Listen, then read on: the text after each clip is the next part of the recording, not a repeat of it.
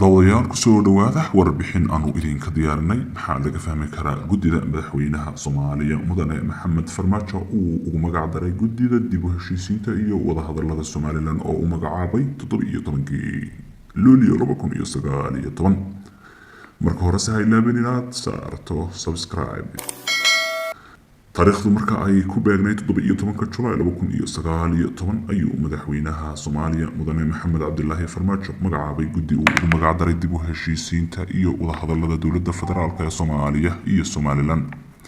Farmaajo oo 2 sano iyo badh muddo ku siman haya xilka madaxweynaha dowladda federaalka ayaa markii ugu horeysay magacaabay guddidan taas oo uu ugu talagalay in ay markaasi sida uu ugu magac daray noqdaan guddi dib u heshiisiineed iyo mid wadahadalada Somaliland qaabilsan. haddaba guddiyadani waxa ay kaga duwan yihiin guddiyadii ay madaxweynayaashii hore ee dowladda federaalka Soomaaliya ay u magacaabi jirtay wadahadalada Somaliland 3 qodob oo soo socda. kow in aanay ahayn xubno wasiir ah oo ka tirsan xukuumaddiisa sida xukuumadihii hore ay yeeli jireen. 2 in ay ku jiraan xubno ka soo jeeda Somaliland taasi oo ay hore u diiday Somaliland in ay wada hadal la gasho cid ka soo jeeda markaasi deegaanadooda.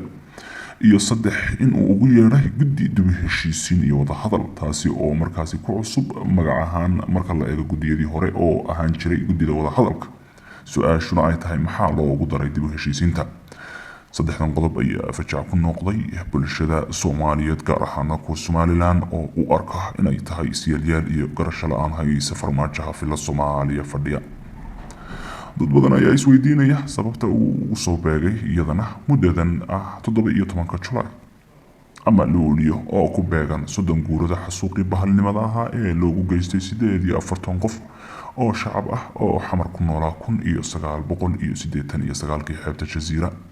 sababta loo dilay 48 qof ee loogu aasay xeebta Jazeera ayaa ahayd in ay ahaayeen beel kaliya isla markaana loogu haystay kaliya beesha ay kasoo jeedaan aysan. haddaba mucaaradka dowladda federaalka Soomaaliya iyo hoggaanka dowladda Somaliland ayaa la filayaa jawaabaha ay ka bixinayaan guddidan aan caqli galka iyo maangalka ahayn ee uu magacaabay madaxweynaha Soomaaliya Farmaajo.